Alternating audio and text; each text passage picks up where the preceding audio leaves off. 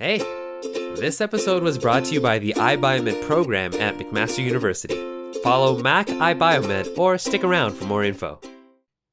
Hi, everyone. Thank you for listening to our podcast. Welcome to the iBioMed Brainwaves podcast. I'm here with, my name is John Milkovich, and I'm here with my co-host and good friend, Abby. And we will be beginning our podcast with a special guest. And so, Abby, if you can take it away and introduce Dr. McDonald. Yeah, so today on our podcast, we are joined by the illustrious Dr. Colin McDonald, the Associate Director of the iBioMed program, who has also been teaching 1P10, which is one of the first year courses in iBio, since the very beginning, so since year one. So everyone who is in iBio right now has had Dr. McDonald at some point, which is very exciting for us to be able to talk to him today. He has a lot of great stories, and we are very excited to hear some of them. Thank you very much, everybody. Thank you for that introduction. Illustrious. Wow, that means a lot. Thank you. It's great to be here. How are you doing today, Dr. McDonald? So I'm doing well. It's nice to actually look out and see the sun. The past couple of days has been nothing but rain. So the term is moving nicely. It's very busy, but at this time of year, around like the mid-October, the busyness doesn't stop, but things kind of settle in. You kind of get used to it a little bit. So things are going quite well. How is this year looking compared to last year? I know this year is a bit more in person than last year. Yes, it's very different. It's been, on the one hand, it has been invigorating to be back on campus.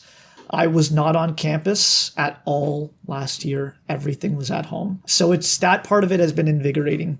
It's been wonderful to walk through campus, to walk across campus, to walk into buildings and see people. Even if it's just from above the nose, the brim of the nose. It's been challenging for sure. With 1B10 especially, we've really put a lot of effort in to have as many in-person experiences as possible. So we're doing in-person lectures, we're doing in-person labs, we're doing in-person design studio. But we recognize it's still a pandemic, and so we know that there are some students who are virtual, and that we still want to make sure that the in-person environment is safe. And so students are actually alternate between in-person and virtual activities. And so the logistics behind the scenes is a lot. And so it's been very busy. But honestly, it's totally worth it. Just to be able to interact with the students face-to-face, to be able to read those cues that you can't really get when you're just looking at somebody's initials on Microsoft Teams. And I think it's been a double bonus this year, because not only do I get to see my students almost every single day, is that it's so wonderful to be meeting former students from last year that I didn't get a chance to meet. Right? Not face to face. And so walking across campus and having some of my students from last year come up and say hi has been awesome. And that's been absolutely fantastic. So yeah, I would say invigorating, challenging, but absolutely worth it. Yeah, I know a lot of my friends and those who started first year online are so excited to meet you, Dr. McDonald. When we were meeting at the beginning of the year, be like, oh, have you met Dr. McDonald yet? Have you seen Dr. McDonald yet? Have you talked to Dr. McDonald yet? I bet they're all wondering how tall I am, right? Yeah. That's the question. How tall is Dr. McDonald? And it's funny because that's the one thing that you don't gauge from virtual meetings. You have no idea how tall somebody is. And there are those certain, I think it's funny because the societal expectations on what's appropriate and what's not. If somebody's tall, then you say it right off. Whoa, you're really tall. Yeah. But if somebody's short, I'm not going to name names like myself. Nobody will say it to their face, right? Wow, you're a lot shorter than I thought you were. It's okay. I know I'm short. So it's been wild. Yeah. I can totally agree with you on the invigorating aspect, and the excitement of being back online.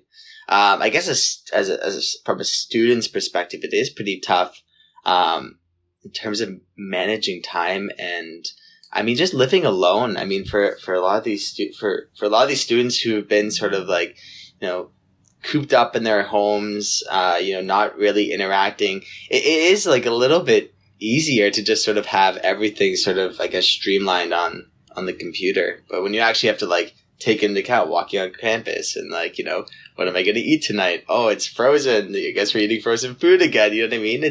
There's definitely some hiccups along the way for, I think, a lot of students. And I think that's just sort of an additional factor transitioning. Yeah, John, I think you're absolutely right. I think it's actually even more so because we are still in the middle, right? And I think if it was, if everything flipped back to normal, where it was, you have, and we knew long time ago that it was going to flip back to normal, so that if you're in first year, you're in residence, and you have your lectures in person, and you have everything in person, and if you're in second year, third year, you find your place close to campus.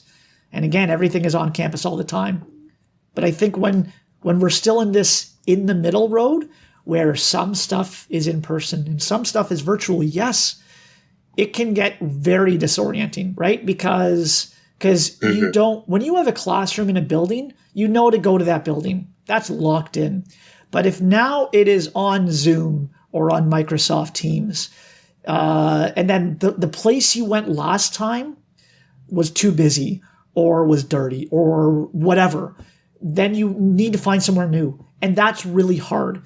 And I say that as somebody who has had many, many, many meetings not in my office because I'm just running around. So I understand. What that's like. It's tough. And so obviously it's great to be back, but working out those challenges along the way is tricky.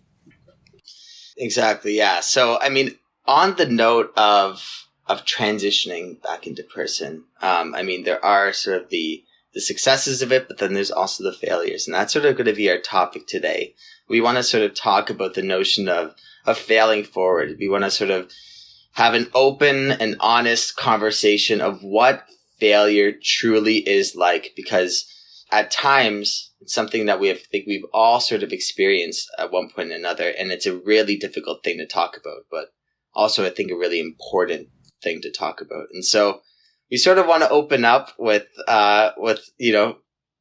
McDonald, if you don't mind sharing, what is an example, maybe on the lighter side, that you've sort of experienced as the iBioMed director and sort of like, professor of the 1B10 course? Yeah, I think I've seen a lot for sure. And it's funny because there is a perception of failures when you think of failure as failing a test or an assignment, right? But failure also means exploring, trying something out, and it just doesn't work. And honestly, those are the kind of failures that we see in 1P10 or in any of these project courses. And of course, the challenge here is that it's really hard because the student needs to, and me, the instructor, needs to actually wade into those uncomfortable waters where failure might happen. And so I've seen a lot of it, and I've seen the good side, I've seen the bad side. There was a project. It's actually, I have two stories from one project that we did in the first year of the program on the student side and then on the instructor side. So on the student side, I very vividly recall being in design studio as students were testing and refining one of their design projects. Now, this design project involved designing and fabricating a little gearing mechanism. And so the purpose of the gearing mechanism was that it was meant to control a finger and thumb, to make that finger and thumb open and close, to simulate a prosthetic. And so we had walked through a number of activities with the students where they learned about gearing mechanisms. They went through sample calculations. And then ultimately, they needed to build and assemble a functional prototype. And when I say functional prototype, they needed to rotate this little gear on the one end of the prosthetic hand, and then the finger and thumb would open and close. And of course, when I say close, I mean the fingertips would touch each other. And so I'm in the design studio and I'm walking around and I sit down at a table to see how these students are doing. And right off the bat, before they've even tested it, because they haven't tested it yet, they were busy putting all the gears together. And I was examining their gear train, and I just very quickly wondered, I think their gear train is wrong. And I don't know if they have the right number of gears that they should. And so I asked them, have you tested it yet? And they're like, no, we probably should do that. Well, yeah, probably a good idea. And so the one student rotates that first gear. And what happens? Well, sure enough, both the finger and the thumb rotate in the same direction. So they never actually close. And the result is like there is this uncomfortable laughter, which is actually masking tears that are welling up in the eyes, right? And because it's an absolute panic. And so like, okay, well, hang on a second. What happened? Like, and so I made a conscious point not to fix it for them, but just to be like, okay, what happened? Let's walk through where the mistake was. And, I let them collect themselves because they needed a moment to collect. And I circled back to a few tables. And I mean, things get very busy. So I kind of got distracted. I come back about 30 minutes later, and they had already figured out what it was. They figured out what the issue was, but of course they still had the prototype that didn't work. And so, I mean, they had to rebuild it, right? And then all of a sudden there's this panic, like we're out of time. The assignment is going to be due very soon. And I'm like, well, hang on a second though. You've already made it once, right? And so think about how many trips along the way you went through when you made it that one time. Yeah. And now what you're going to be doing is you're just going back to fix that little error, right? So yes, you are going to need to repeat yourself, or repeat some steps, but you're going to find that a lot of those steps you've already kind of covered. And the next day, I'm in the design studio, and they literally, the second they saw me, they called me over. And they were so excited to show me the prototype, and it worked, and it was fantastic. And it was, part of it was the recognizing, oh no, we just made a huge mistake. Yeah. But then taking the time to collect themselves, to steady themselves, and just to figure out, okay, how do we fix it? And I think that group especially really developed and applied a lot of resiliency, right? Because they could have just bailed. They could have just said, screw it, we're gonna lose marks, but they didn't. They kept at it, and they ended up having a successful outcome. So that was pretty cool to see. The funny thing about that project is that on the instructor side, that project was a colossal failure. Developing that project. And the reason I say it was a colossal failure is calibrating the project expectations and how certain things can be communicated with students, and lining it up with what we can expect them to learn and apply throughout the project. And I can say, everyone from that first cohort would agree, because I think it did lead to a little bit of post-traumatic stress disorder, temporary. Is the way that the project was set up. It was really hard for the students to test to test out their designs and to verify that it was correct. And because it was really hard for them to verify that it was correct, there was a lot of traps that they would run into. So for students who are writing a computer program, they would run into issues where they would have rounding errors. Because the math, we did not spend enough time on the back end setting up the math so that students can be like, that's the output. Yes, my answer's right. I can move on. The numbers that we were using were a little bit, for lack of a better word, they were a little bit squirrely. So it really created a stressful environment that bordered on unproductive. Right. Stress is a good thing. Stress is actually a good thing. It's important to be able to manage stress, but at the same time, I think as the instructor, we have the responsibility to have the thumb on the pulse, and so that we can understand where the stressors are, and recognize that no, that's okay.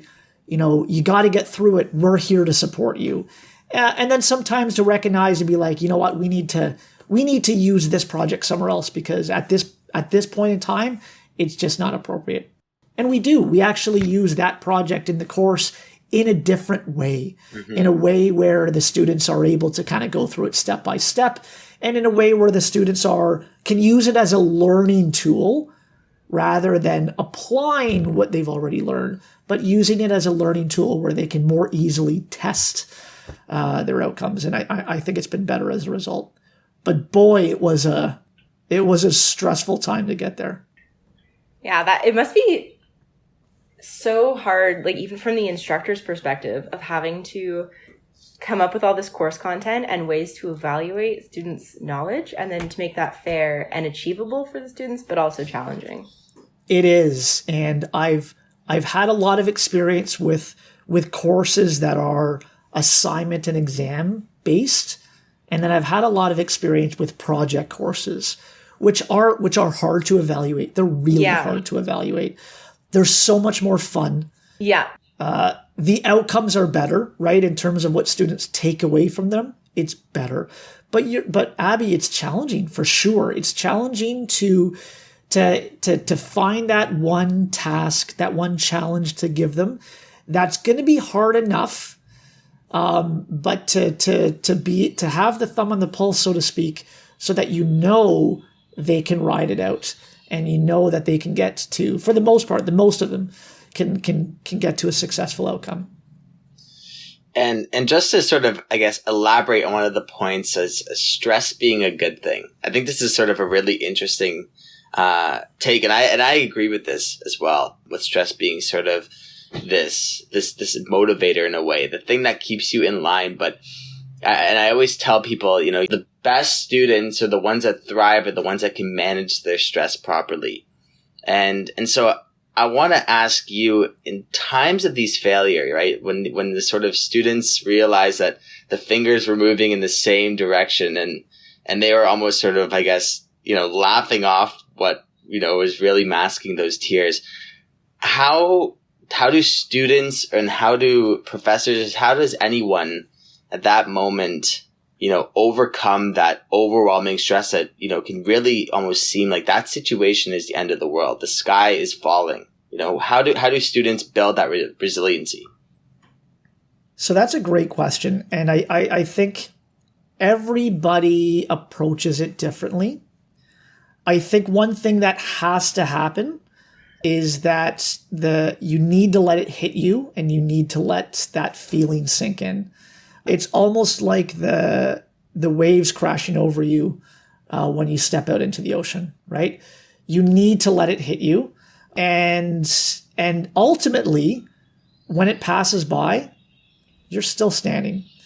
And when I encounter them, so going back to this example, when I encounter them, one of the strategies that I help students appreciate is the context of it all, right? Because it is true, it feels like a lot. And so whether it's a project, whether it's an assignment, whether it's a test, it feels like a lot of the time. But one of the things that I have had a lot of conversations with students about is looking at it from 35,000 feet, right? So let's zoom out and let's look at it big picture. And what does it mean? All of these little tests and whatnot in our university experiences, it doesn't mean very much. And that's not to minimize it. It shouldn't be minimized because it sucks. Whatever kind of failure you go through. I think failures on exams and tests is a lot harder in some ways because there isn't that opportunity to try again. There isn't that opportunity to write that test again. You got that mark and that mark is what it is. But the reality is that as a university student, your future is not determined by what happens there. And in the moment, one of the things that I just walked through with the student is, well, what is the exam worth? What is the test worth? What is the assignment worth? Right? And look at it on the big picture in terms of how you did. The reality is these type of failures in isolation don't define where you're going to go. There's lots of pathways for a very bright future. Some of us have a very winding road. Some of us, it's a very straight path.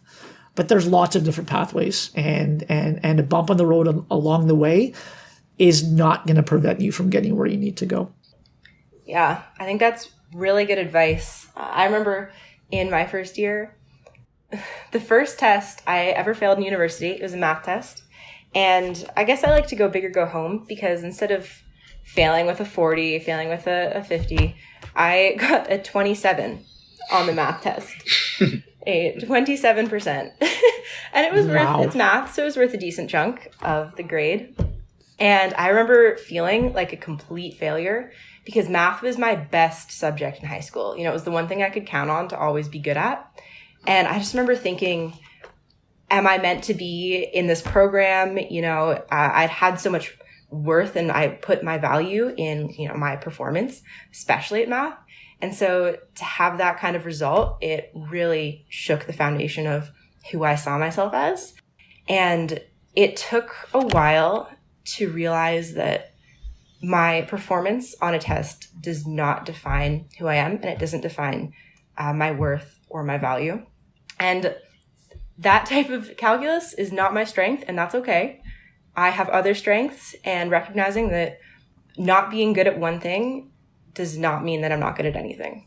And I think that was a huge turning point for me in university. And now I can actually look at, okay, why did I fail this? How can I fix this for the future? What did I learn from this? And how can I grow from this instead of the failure being the stopping point? We share like minds because calculus was also not my friend in first year either. And so I can understand that. I remember, so this is before failure came into the equation. It came, but before it came into the equation, there was that first day of class, and I sat down in a big lecture hall, and the professor just started going a mile a minute. Yep. And all of these students are raising their hand and they're asking questions, they're answering questions. And I had no idea what was going on. And immediately that imposter syndrome set in. Do I belong here? Now, the problem with that is that it started to feel like it was validating itself after the first two tests. The second of which, I think I got a 50, but that was after a significant bump, something on the order of 15 to 20%. And so I failed that second test miserably, and that hurt. That hurt a lot because I had done quite well in high school. And I started to wonder, am I meant? Is this something that I'm able to do? Now, the answer was absolutely yes. Not with that calculus course. When I got to the final exam, I specifically remember there was a part A and a part B. Part B was all calculator based. We had to use a special graphing calculator. I think I got a 0. I don't know for sure, but I'm pretty sure for that entire section I got a 0. I passed the course. And the funny thing is when I got to that test, because of all of the bumps that I had been through along the way, by the time I got to that final exam, I was able to go through the exam and to realize this is not going to go well. Okay, am I going to pass? And I did we've all done it. And if we haven't, we're going to. I did those calculations. You know, I think I literally wrote it on the desk to see what kind of mark do I need to pass. Thankfully, it was a pretty low bench to get to, and I did it. And then the panic that I had from the previous test just wasn't there. And I think that is attributed to resiliency. And that is really what failure is about. It's really about developing that kind of resiliency.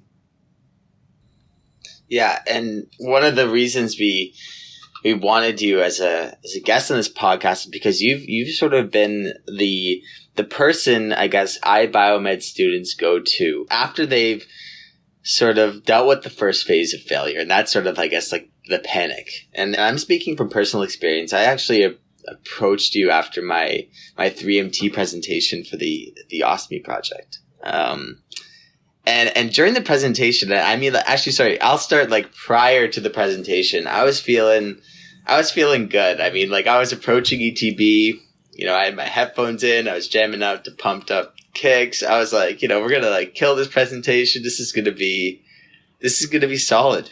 And it's the first time, you know, I stood up in front of the class and I started speaking. And I remember my mind just completely blanked. And those are really, you know, because, you know, everyone felt constrained by the 3 minutes. However, this was a time where I was like, wow, I have never lived a longer 3 minutes. I could hear my pulse. I could feel my breathing. I could feel sort of the eyes just narrowing down on my, you know, my stuttering. And it was just, you know, I couldn't get the ball rolling. And I remember walking out of that presentation feeling completely flustered and overwhelmed. And one of the first things I did, and I think one of the first things a lot of iBioMed students doing and university students is they get together and they discuss. They say, how'd the test go? How'd the presentation go?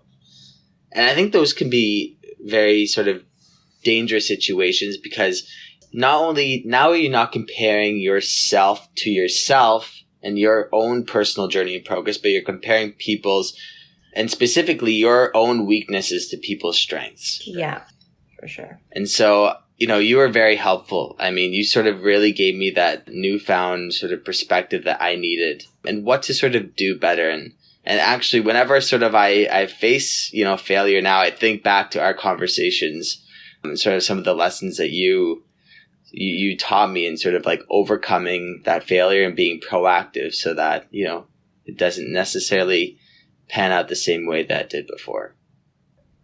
Yeah, I do actually remember that conversation. And I mean, John, you're right. It's interesting you say the point about the communal after the exam or the presentation where people gather. And as a university student, I never did that.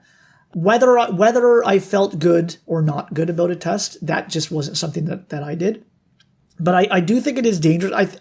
I think it's okay if somebody openly wants to chat with somebody who also openly wants to chat and to just kind of feel a little bit better about questions. But I think sometimes what inevitably happens is you hear about how others did when you maybe you didn't do too well and you didn't want to hear how others did, right? And so I think those things, they can be helpful, but I do think they can be a lot more dangerous. And I think if you want to talk to others, you know, talk to others one-on-one. Don't talk to others in big groups where others can see and then feel worse about how they did. Because, you know, that part isn't helpful, right? Because that's that internalizing that we all need to work at getting it out of us on our own, but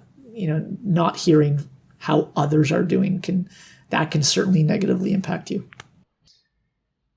Exactly. So, I guess this is our time to wrap up our podcast. We first of all just want to thank you for your time and your insights to how sort of people can move forward and not let failure act as sort of this paralyzing agent, but rather this use stress as a motivator to realize, if I'm feeling stressed out about something, it's probably something worthwhile that I'm doing. So thank you for your insights, and we really enjoyed having our conversation with you. Well, it was a pleasure. It was a pleasure to be here. I think that hopefully everyone can kind of take a few things from this. Hopefully, that there's more challenges along the way. Abby, John, have either of you ever done track in high school? Oh yeah. Yeah, yes. I think we all did it. I was terrible at it. You ever do high jump? Yes. Yes, right? I did too. Somebody who is not terribly tall, not a good thing. I liken that to developing resiliency, right? That's combating failure. You want to get to that higher bar, you got to try it. Yeah. And you're going to hit the bar. You're going to do it again and again and again. And then you're going to do it. And then you're going to do it. And then then you can work on the next bar. And that's because that's life. And so I think for all of us, whether you're in first year, second year, fifth year, whether you're somewhat older, middle life, and working at a university, there's still more of those failures along the way. So thanks so much for having me. It was fantastic to catch up. And I look forward to seeing both of you on campus because it's awesome to be here. Thank you so much for joining us and for sharing all of your insight with us. I definitely got a lot out of it, especially that it's not whether or not you fail, it's how you fail and what you do with that failure. So thank you for sharing your stories. All right. Thank you, Abby. Thank you, John. You two have a great day. You as well. Thank you. But wait, the episode's not over. Let's see what we've got in store for this episode's iBioBits. Hi, I'm Sarah. And I'm Sarah. And I'm Manveer. And we are your biomedical news reporters. We're here to prescribe you your daily dose of biomedical news.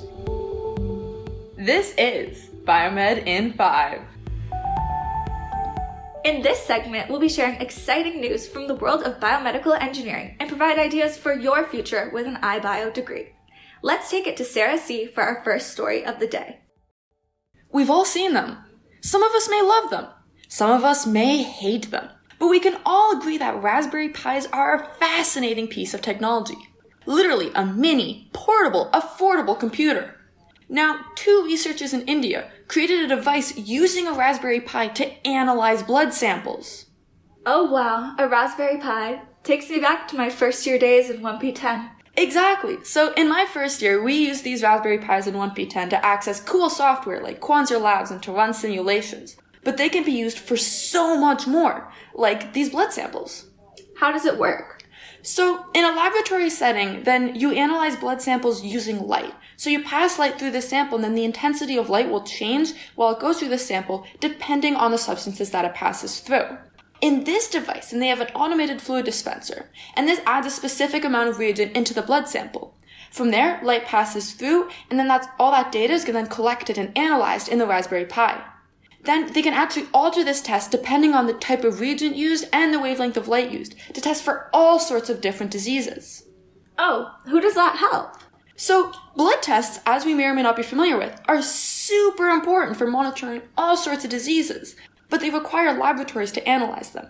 This makes them really inaccessible for rural communities. Using this Raspberry Pi, which, as I mentioned, is super portable and super affordable, they can analyze the results and get accurate results produced in 30 seconds. This is truly life-changing for some people. And if they can do this, what can you do with the Raspberry Pi?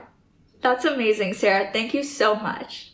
Alright, now let's take it to Manveer for the next story of the day. Sarah, it's actually Buckwheat Bob checking in for you today. Manveer ain't here right now because he burnt the top of his mouth from a hot bagel. It looks like to me he's reporting on this new biosymbiotic wearable device that measures a whole lot of health metrics and doesn't need no charging. Oh, sorry about that, Buckwheat Bob. What's so different about this device from other wearable devices? It's all in the headline, Sarah. Ain't nobody ever come up with the idea of a health wearable that measures medical factors while not needing a charging. I mean, this thing can measure anything from frailty in older adults. It can diagnose diseases, administer drugs. Shoo, if you place her on my tree trunk hammies, you can see how my leg muscles deform with each step I lug Betsy up the hill. Oh, wow. How does that work? Oh, well, Betsy has cowpox, so she's been lighter these days and it ain't hard to get her going. No. Wait, Buckwheat. Wait, can I call you Buckwheat? Ma'am, it's Buckwheat Bob to you. Well then, as I was saying, Buckwheat Bob, how can such a device track so many metrics with not needing a charge? Well, you see, Sarah, this wearable is based on MRI and CAT scans the doctors take of the user. Based on these scans, the engineers designed the wearable according to each patient's physiological profile. This way, they're able to extract all the data they need. This device also uses wireless power transfer and compact energy storage to run 24/7. What does this mean for the wearable device industry? Where do you think we can expect the future of this device to be? Well, right now, these researchers need to find a way to mass produce this device. Not everybody wants to go get their body scanned, and doctors ain't got the time for that. A uniform device that maintains its function while helping all sorts of people is what is needed to see this in the marketplace sometime soon. I encourage you, all of you fellow iBioMeders, to go check out the University of Arizona's research and see their development on this biosymbiotic device. Wow, Buckwheat Bob, that was amazing. Thank you so much. No problem, Sarah. Buckwheat out. All right, guys, thanks so much, and that's all for today. Stay tuned for the next Biomed in 5. Hey, you've reached the end of this episode. Well, there's actually a bit more. Thanks for donating your brainwaves to us for this short amount of time. To keep up with what's on our minds, make sure to like and follow the podcast.